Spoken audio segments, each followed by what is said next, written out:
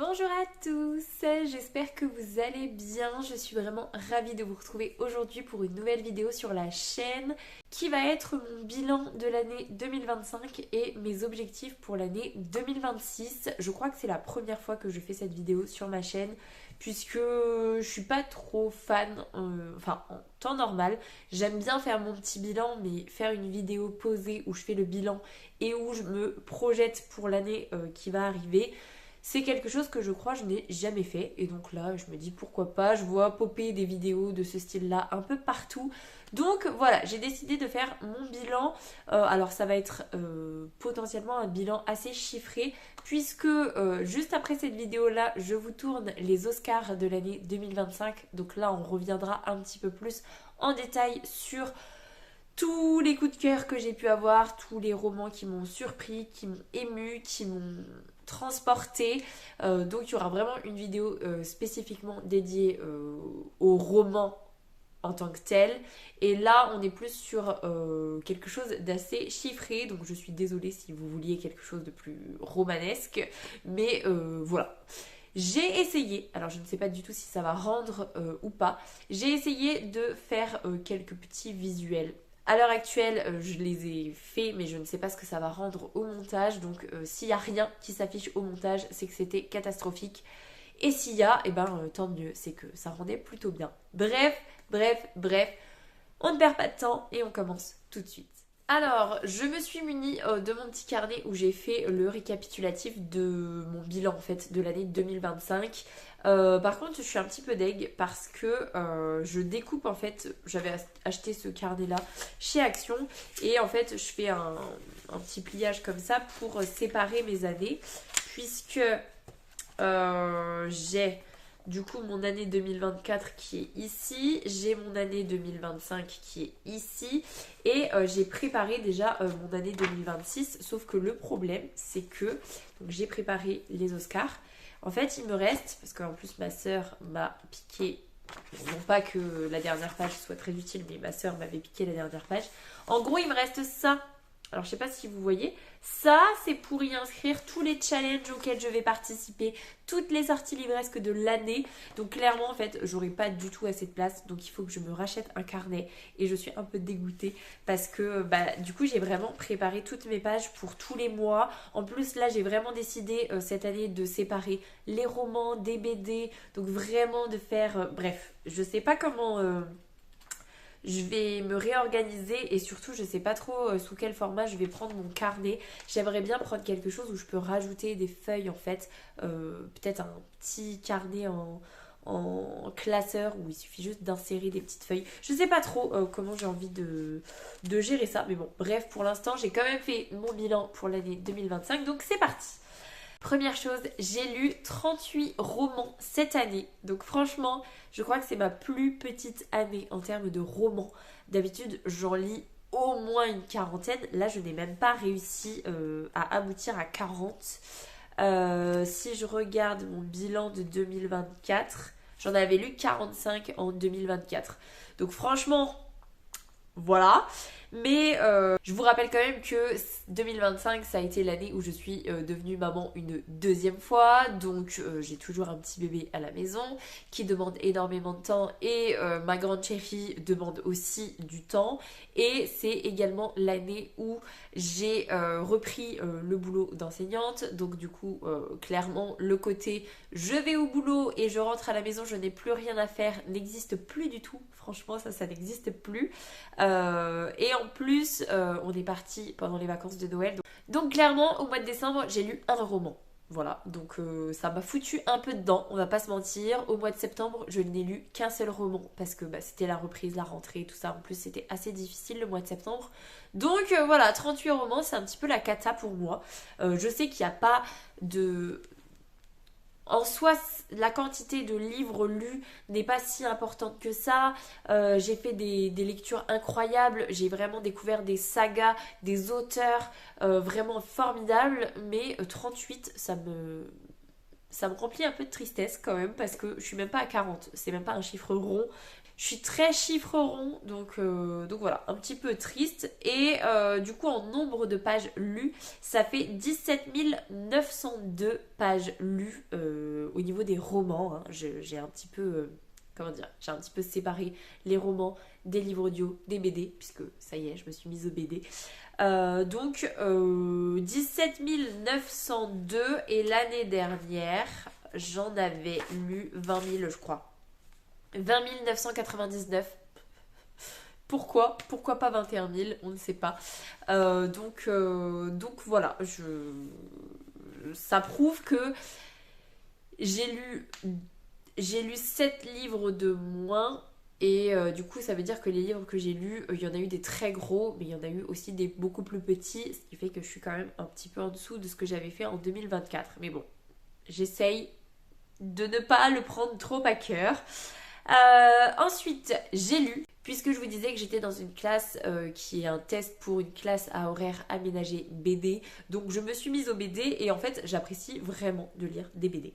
Et du coup j'ai lu quand même 14 BD en sachant que j'ai commencé à m'y mettre au mois d'octobre. Donc sur 3 mois, 14 BD, je trouve ça quand même pas trop mal. Je suis assez fière de moi, surtout que je passe des très bons moments de lecture.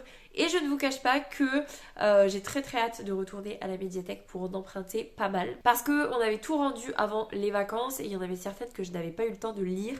Et donc ça me fait mal au cœur de les avoir rendues sans les avoir lues. Donc je vais aller les remprunter et je me ferai une joie de lire ça au mois de janvier.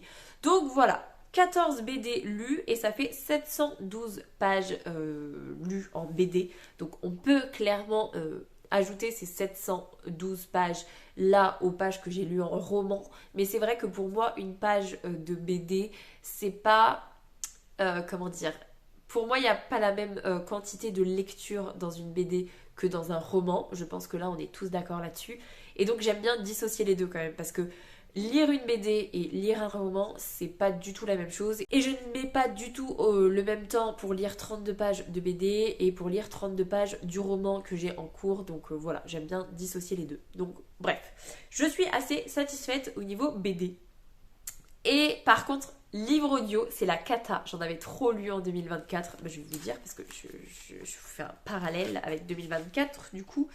J'avais écouté 10 livres audio en 2024, mais c'était mon année full Jeff de Bruges et où toute la partie de l'été, tous les temps morts en fait, où il y avait personne à la boutique, ben, j'avais mes écouteurs et j'écoutais des livres audio. Donc c'est vrai que j'ai pu pas mal enchaîner des livres audio en 2024. Et du coup en 2025, il y avait beaucoup moins de Jeff de Bruges puisque je me suis arrêtée en mars. À la maison, j'ai eu beaucoup de mal à me mettre à l'écoute. En début d'année, je crois que j'arrivais pas trop à écouter. Donc bon, bref, je n'ai lu que 3 livres audio. Voilà. Voilà, c'est... Mais bon, j'ai quand même écouté 64 heures de livres audio, du coup, et j'ai calculé, parce que c'est 64 heures et 40 minutes, je crois, et ça fait 3880 minutes. Voilà, je trouve ça assez intéressant de savoir que j'ai écouté cette quantité-là de livres parce que, comme je vous disais, en fait, les livres audio, alors ça va un petit peu changer en 2026, mais les livres audio, pour moi, c'est tout ce qui est polar, thriller, que je ne lis pas du tout en version papier. C'est quelque chose que je n'apprécie pas faire en papier, mais par contre, j'adore ça en audio. Et je me suis d'autant plus dirigée vers Stephen King parce que j'aime énormément ce que Stephen King écrit, mais j'ai du mal à me lancer dedans en écrit. Donc je préfère en audio en sachant que c'est pas toujours des thrillers, des polars Stephen King. Il y a un petit côté horrifique de temps en temps, mais bon, bref. Donc cette année, au final, Prime Time, c'était pas un polar, c'était plutôt un suspense, on va dire.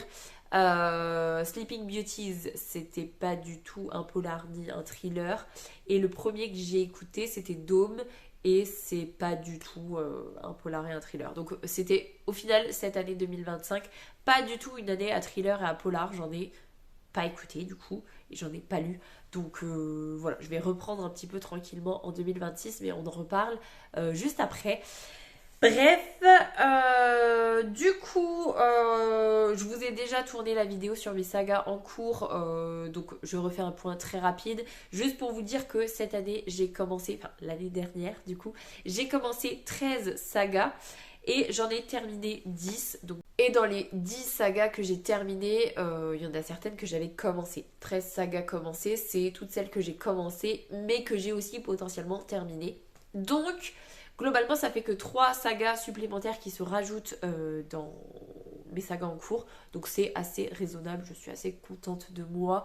Et 13 sagas commencées, surtout que c'était pour beaucoup.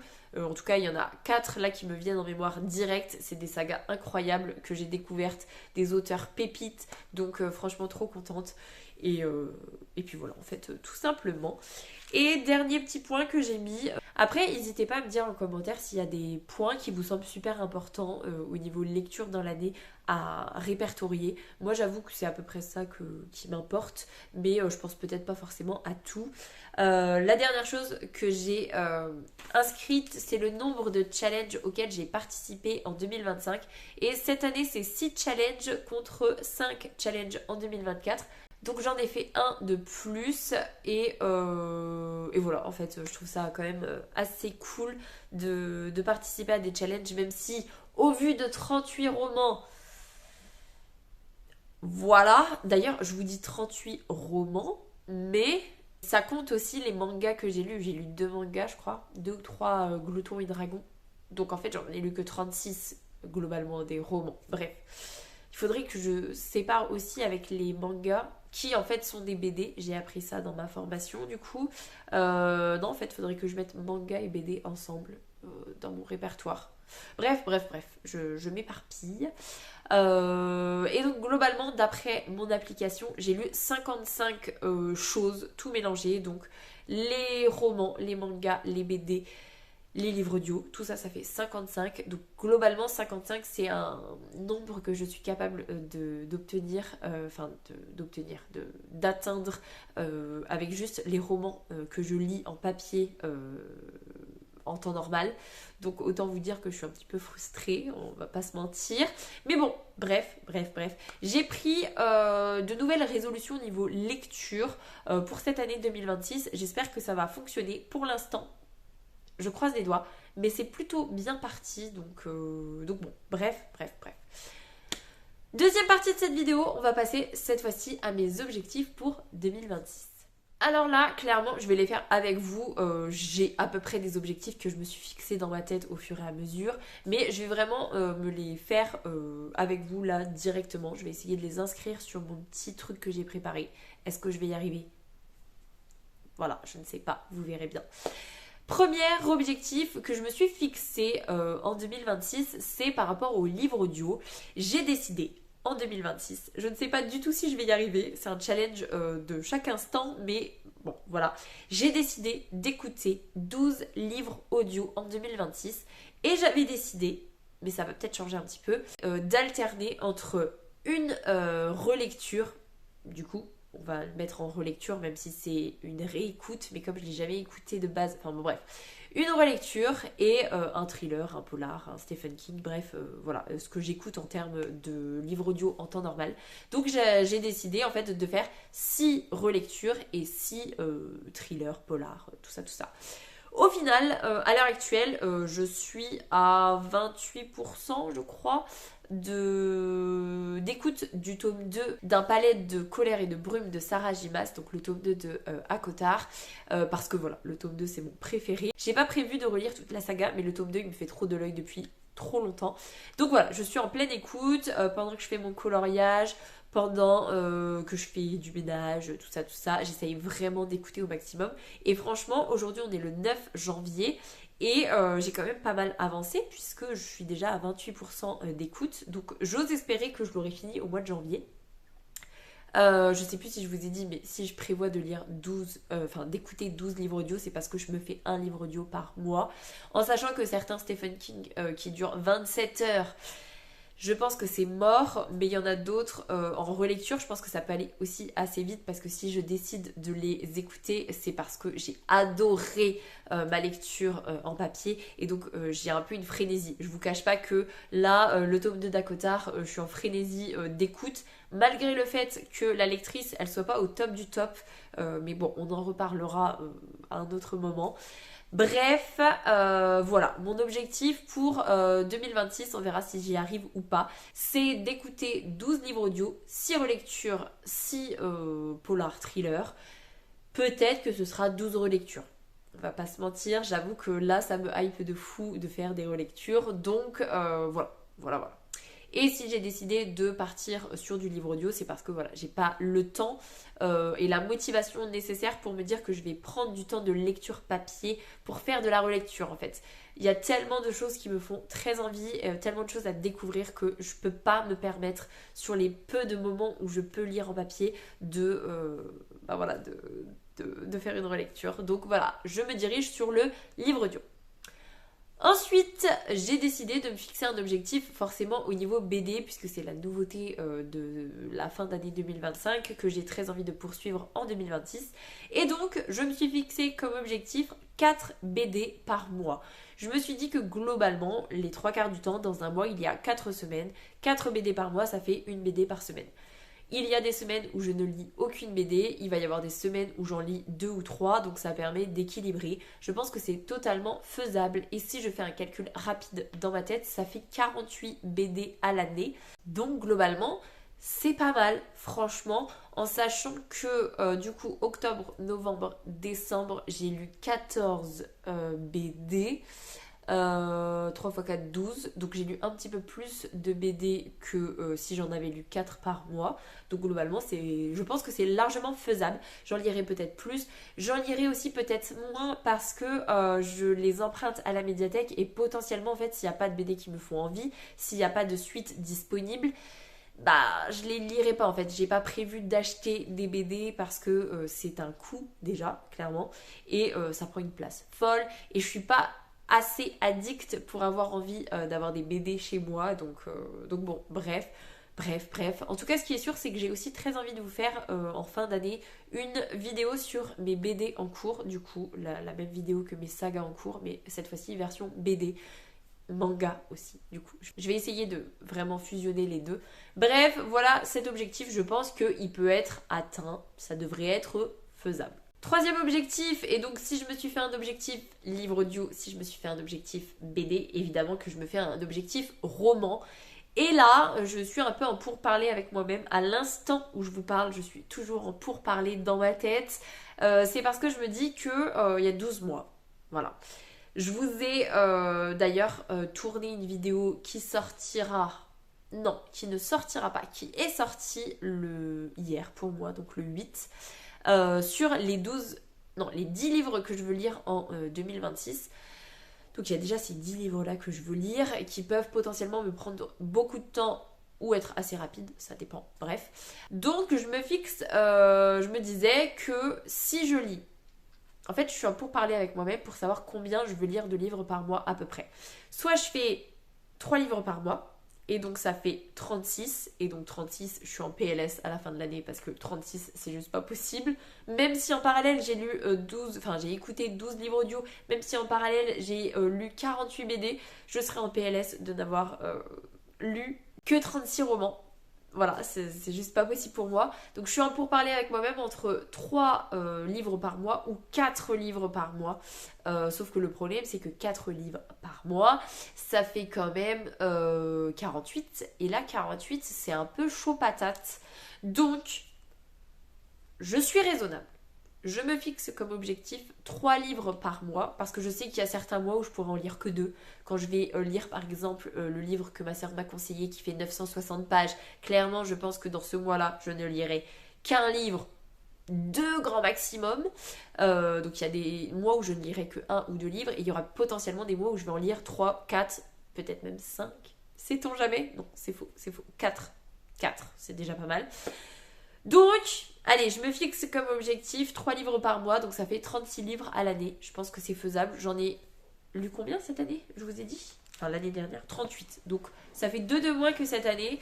En sachant que bah là du coup je vais avoir full année du coup avec les petits chatons.